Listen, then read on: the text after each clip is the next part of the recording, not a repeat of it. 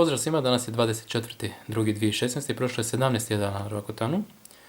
Situacija čini mi se najbolja do sada, pokazat ću za koji trenutak. No prvo, ko po običaju da kažem kako se sjećam ovaj tjedan. Dobro, nije odlično, ali je dobro. Probudim se nerijetko sa bolovima u kičmi i ovaj tjedan, ali nestane tokom dana. Što se tiče koncentracije, teže mi je zapamtiti neke stvari što se tiče ispita i treba mi duže vremena. Ali dobro, ajde. Šta se može? Uz običajno sušenje usnica i sušenje kože.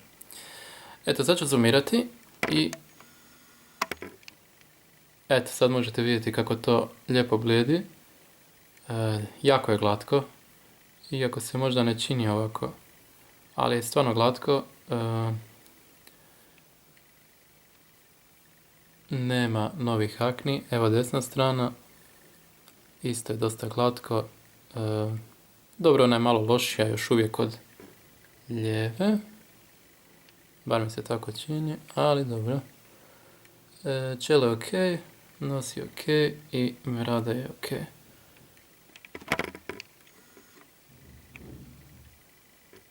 Da, čini mi se da stvarno je desna malo još uvijek lošija od lijeve. Ali dobro, sve u svoje vrijeme. Eto, to bi bilo to. Pozdravljam vas do idućeg tjedna. Bok.